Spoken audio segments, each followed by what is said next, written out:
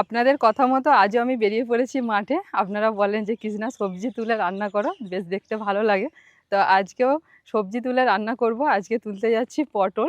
তো পটল তুলে আজকে রান্না করব। আর এই দেখুন পিছনে তো একটা বড় বট গাছ, বহুত দিনের পুরনো একটা বট গাছ। আর মাঠের যত চাষিরা কাজ করে আর যখন ক্লান্ত হয়ে যায় তখন ওই বটের ছাওয়ায় গিয়ে সবাই বসে, একটু রেস্ট নেয়। আর ওখানেই একটা কল আছে, সেই কল থেকে ঠান্ডা ঠান্ডা জলও সবাই খায়। ওই কাছেই চলে এসেছি পটল জমি, এই পটল জমি থেকে পটল তুলি। পটল তোলার কথা বললে আমার একটা কথা মনে পড়ে যায়। অনেক দিন আগে আমি একবার পটল তোলার কথা বলেছিলাম। আমাকে কমেন্ট করে আপনারা বলছেন কি এত তাড়াতাড়ি পটল তুলবে? সেই পটল নয়, জমি থেকে পটল তুলবো।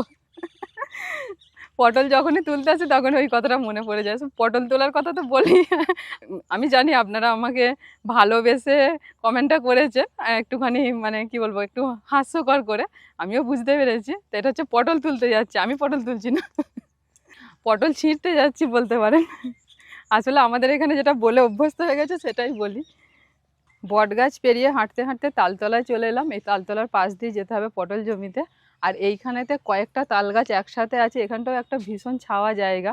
এখানটাও সব মানুষজন এসে বসেন, আবার তার সাথে সাথে কিন্তু তাল রসও খান। এই দেখুন, এইগুলো হচ্ছে আগের বছরের পুরনো ভাঁড়। এই ভাঁড়গুলো এইভাবে ঝোলানো থাকে গাছেতে, আর রসটা পরে এর মধ্যে। তো এই ভাঁড়গুলো বাদ দিয়ে দিয়েছে, নতুন ভাঁড় আবার নতুন করে গাছে লাগানো আছে। আপনাদের দেখাচ্ছি যে তাল গাছটাতে ভাঁড় লাগানো আছে। এই দেখুন, এই তাল গাছটাতে ভাঁড় দেওয়া আছে। ওই দেখুন ভাঁড়গুলো, কত মৌমাছি উঠছে। কথা বলতে বলতে আমি চলে এলাম পটল জমিতে। তো এই জমি থেকে পটল তুলবো। তো ভিতরে ভিতরে প্রচুর পটল হয়েছে, একটু ভিতরের দিকে যাই। বেশ বড় বড় পটল, আর একেবারে দেশি পটল। আর দেশি পটল চেনার উপায় আপনাদের একবার দেখিয়ে দিচ্ছি। এই দেখুন, পটলের একদিকটা ছুঁচ মতো আর একদিকটা দেখুন একটু চ্যাপ্টা মতো। এই হচ্ছে দেশি পটল। দেশি পটল কিন্তু এর থেকে বেশি বড় হয় না। আর যে পটলগুলো দেখবেন অনেক বড় বড় লম্বা লম্বা, দুদিকের মুখটা একটু ছোঁচালো, সেগুলো কিন্তু হাইব্রিড। আর দেশি পটলের স্বাদটা বরাবরই আলাদা, একেবারে আলাদা টেস্ট। তো এইরকম বড় বড় দিকে তুলে নিই। এই দেখুন, এখানে একটা পাতার ফাঁকে লুকিয়ে আছে। এই পটল চাষ করা না একটু কঠিন আছে, কারণ ভোরবেলা এসে পরাগগুলোকে ঠেকাতে হয়। সেই তারপরে কিন্তু পটলের ফলনটা হয়, যেটা অন্য সবজিতে করতে হয় না। সেই জন্য পটল চাষ সবাই আবার করতে পারেন না, একটু খাটুনিটা বেশি। এই দেখুন নিচের দিকে আছে, উপর থেকে এটা দেখা যাচ্ছিল না, যে নিচু হলাম উনি দেখা যান। ওখানে একটা আছে, ওখান থেকে তুলতে হয়। এই দেখুন এখানেও পেয়েছি, সব নিচের দিকে আছে। আজকে সকাল থেকে প্রচণ্ড রোদও বেরিয়েছে, আর বলবেন না। পটল গাছগুলো সবে মাত্র মাচায় চারাতে শুরু করেছে, কিন্তু পটল বেশ ভালোই ধরেছে। এক লাইন ঘুরে ঘুরে তুলতে তুলতে এতগুলো পটল হয়েছে, আর এই লাইনটা গেলেই আমার হয়ে যাবে রান্নার মতো পটল। আর এখানে দেখুন এক জায়গায় 3টে পটল, যেন আমার জন্যই রেডি হয়ে আছে। 3টেই তুলে নেব।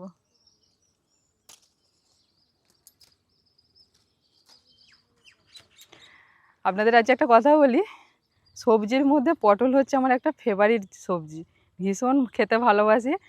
আগে না এত পটল ভাজা পটল পোড়া খেতাম, পটলের তরকারি করলে খেতে চাইতাম না, শুধু পোড়া আর ভাজা। মানে আমার মামিমা আর আমার দিদা খুব ভালো জানে এটা।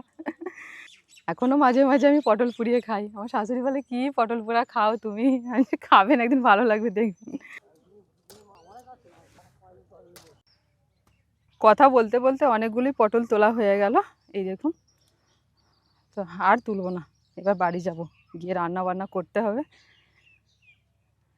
মাঝে মাঝে একটা একটা এই যে তারগুলো দেওয়া আছে, টান দেওয়া আছে যাতে মাচাটা না পড়ে যায়। তো এই তারগুলোকে যে এইভাবে টপকে টপকে আসতে হচ্ছে।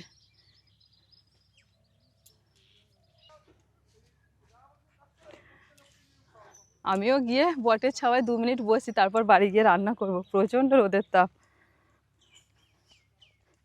কুসুম খেতে গিয়ে তুমি 1 বোতল জল খেয়ে ফেললে। তোমার দিদিকে কি করতাম জানো? ছোটবেলায় তোমার মতো যখন দিদি ছোট ছিল, তখন দিদি ডিমের কুসুমটা একবারে খেতে চাইতো না, শুধু সাদা অংশটা খেয়ে নিত। তুমি যেমন সাদাটা আগে খেয়ে নিলে, সেই রকম যে কুসুমটাকে একটু জল দিয়ে গুলে আর দিদিকে খাইয়ে দিতাম, চামচে করে করে, পাতলা করে, অল্প অল্প করে। তবে দিদি খেত। মুখে দিলেই বলতো আমার জড়িয়ে যাচ্ছে, যেন জল দিয়ে গুলে গুলে খাওয়াতাম। আর তুমি তাই করছো, একটু করে কুসুম খাচ্ছ আর একটু করে জল নিচ্ছ। তুমি আগে বলো, তুমি আগে বাবাকে বলো। কি বলবো? যে দিদি আমাকে আমাকে বললো তোমার বাবা জানে তো দিদিকে কেমন করে খাওয়াতো? যখন আমি তোমার কাছে ছিলাম বাড়িতে, বাবা বলছিল তুই বাড়িতে থাক, মায়ের সঙ্গে খেলাধুলা কর। আচ্ছা, তুই দিদিকে নিয়ে হসপিটালে যাচ্ছি। ও তোমাকে বলে গেছিল? আচ্ছা, যে মায়ের সঙ্গে খেলাধুলা করবে থাকবে। তুমি তো করেছো আমার সঙ্গে খেলাধুলা, বাবা যেমন বলে গেছিল, তাই তো? পটল তুলে যখন বাড়ি ফিরছিলাম তখন বর্ণিতার বাবা বলছে যে পটল দিয়ে চিকেন দিয়ে কিছু একটা রান্না করো। পটল দিয়ে চিকেন দিয়ে রান্না হয় না? আমি বলছি হ্যাঁ হয় না। আমি বলছি হ্যাঁ হয় না কেন, নিশ্চয়ই হয়। তো চলো আজকে পটল চিকেন দিয়ে তোমাকে একটা রান্না করে খাওয়াবো। গোটা গোটা পটলের খোসাটা আগে ছাড়িয়ে নিচ্ছি উপর থেকে ছুরি দিয়ে। তো আজকে পটল চিকেনের দোরমা বানাবো। আচ্ছা, তোমার জন্য চিকেন বাড়িতে রেখে এসেছি, স্যুপ করে দেবে ঠাম্মা, ঠিক আছে? হ্যাঁ, এইভাবে খোসাগুলো ছাড়ালে খুব তাড়াতাড়ি ছেড়ে যায়, দেখুন ছুরি দিয়ে। কথা বলতে বলতে আমার কতগুলো ছাড়ানো হয়ে গেল।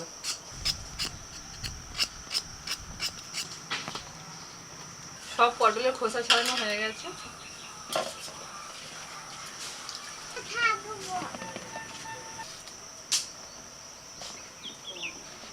পটলের মুখের দিকগুলো কেটে নিয়ে ভিতর থেকে বাড়ি শাঁসটা বের করে নেব। এই দেখুন পটলের ভিতরটা ফাঁকা হয়ে গেল, সব শাঁসটা বের করে নিয়েছি। এইভাবে প্রতিটা পটল থেকে শাঁসগুলোকে বের করে দিচ্ছি।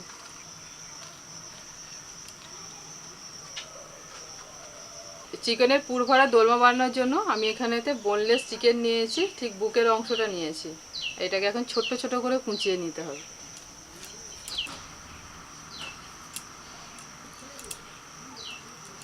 এইরকম ছোট ছোট করে কুচিয়ে নিচ্ছি চিকেনটা। একটা মুরগির নরম বডিটা থেকে এই যে এতটা মাংসগুলো কুচোনোর পরেতে ব্যাস কুচোনো হয়ে গেছে। উনান জ্বালিয়ে কড়াই বসিয়ে দিয়ে দিলাম একটু সরষের তেল। জোর ধরেছে উনানটা, নতুন উনান, দুদিন খুব ভুগিয়েছে, তারপরে এখন দারুণ জ্বলছে। উনান এমন ধরেছে যে আমাকে আর সময় দিচ্ছে না। তেল গরম হয়ে গেছে, এবার পটলগুলো একটু ভেজে নেবো তেলের উপর।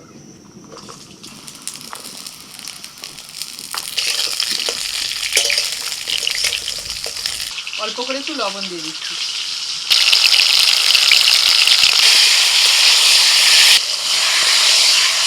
একটু হালকা করে ভেজে নিয়েছি, দেখুন গাগুলো একটু যে হালকা হালকা ভাজা ভাজা হয়ে গেছে। এর থেকে বেশি ভাজলে না পটলগুলো চুপতে যাবে, তখন ভিতরে পুরটা ভরতে অসুবিধা হবে।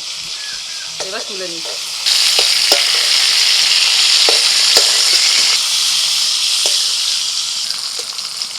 কড়াইতে আর একটু তেল দিয়ে দিচ্ছি পেঁয়াজ কুচি।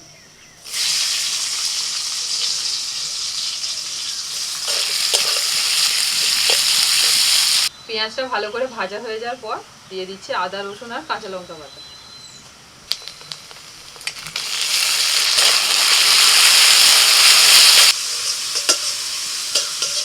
আদা রসুন কাঁচা লঙ্কাটা পেঁয়াজের সাথে একটু ভেজে নিয়ে দিয়ে দিচ্ছি চিকেনটা।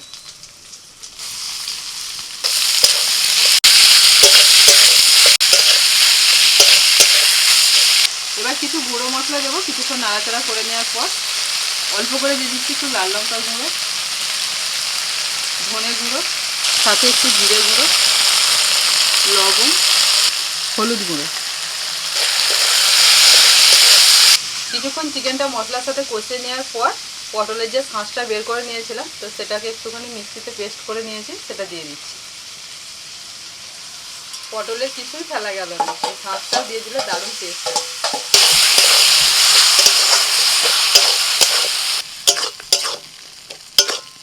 এই যে চিকেনের পুরটা তৈরি হচ্ছে, এর মধ্যে কিন্তু আমি এতটুকু জল দিইনি। পটলের শাঁসের যে পেস্টটা দিয়েছিলাম সেটা দিয়েই কিন্তু এখন কষাতে থাকছি, আর ওটার মধ্যেই চিকেনটা কষানো হয়ে যাবে। অল্প আঁচে ঢাকা দিয়ে দিয়ে আস্তে আস্তে কষাবো, তাহলেই চিকেনটা সিদ্ধ হয়ে যাবে। আর এই পুরটাকে একটু শক্ত শক্ত করে বানাতে হবে, যাতে পুরটা ওই পটলের মধ্যে ভরার পর যখন রান্না হবে বেরিয়ে আর আসবে না। পাতলা করে বানালে কি হবে, তখন পুরটা বেরিয়ে আসবে যখন ওই রান্নাটা হবে। ঢাকা দিয়ে অল্প আঁচে হতে দিচ্ছি।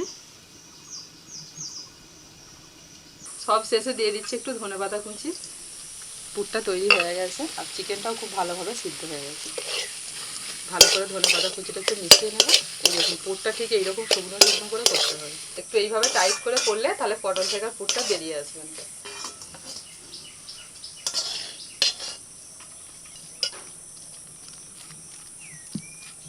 পুরটা একটু ঠান্ডা হতেই আমি এইভাবে চামচ দিয়ে ভরে নিচ্ছি পটলের মধ্যে। এইভাবে একটু থেসে থেসে ভরে নেব। এই যে এরকম ভরছি, একেবারে মুখ পর্যন্ত ভরলে না বেরিয়ে আসবে।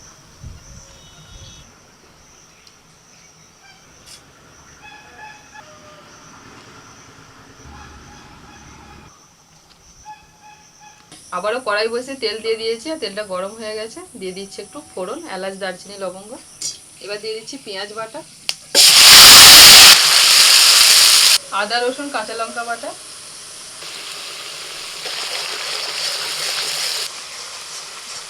এখন নাড়াচাড়া করে মশলাটাকে একটু ভালো করে ভেজে নিতে হবে যাতে কাঁচা গন্ধটা চলে যায়। দিচ্ছি টমেটো বাটা। এবার গুঁড়ো মশলাগুলো দিয়ে দেব। প্রথমে দিচ্ছি লবণ, ধনে গুঁড়ো, জিরে গুঁড়ো, কাশ্মীরি লঙ্কার গুঁড়ো একটু রঙের জন্য, হলুদ গুঁড়ো।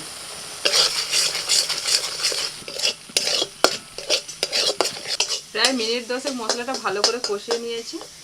এবার মশলার মধ্যে জল দিয়ে দিচ্ছি।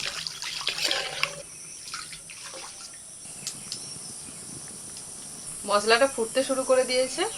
এবার এই পুর ভরা পটলগুলো আস্তে আস্তে মশলার মধ্যে দিয়ে দিচ্ছি।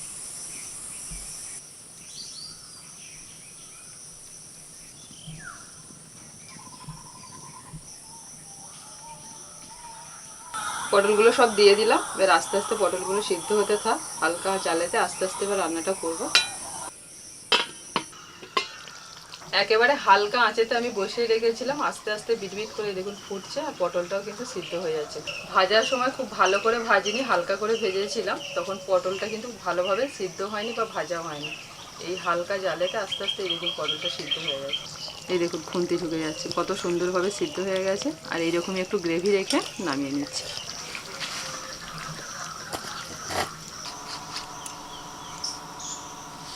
বাহ, একদম মাখা মাখা। আবার একটা বোনাসের পর বোনাস। বলেছিলে পটল দিয়ে চিকেন করো, তো দেখো পটল দিয়ে চিকেনই করেছি।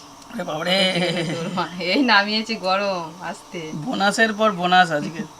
আর তার সাথে যে তোমার ফেভারিট চিকেন স্যুপটা হচ্ছে, হ্যাঁ স্টু না স্যুপ, স্টু, এটা হচ্ছে বোনাস। ওই বুবলুর জন্য বানানো হয়েছে, মানে সবার জন্যই হয়েছে বাড়িতে বানানো। আমি ভেবেছি তুমি হয়তো কি করবে, যে এরকম করে দেবে, বুঝতে পারিনি। আস্তে একদম গরম, ঠিক আছে, হাত শুধু দিয়ে যাচ্ছে। নামিয়েছি আস্তে ওই দেখো, ওই অত ধৈর্য নেই যে ঠান্ডা হওয়ার জন্য বসে থাকবো। আস্তে আস্তে খাও। এগুলো ধরে এরমভাবে খেতে হয়। হ্যাঁ, ভিতরের পুরটা দেখুন, দেখাতেই পাচ্ছি না। গরমে গরম।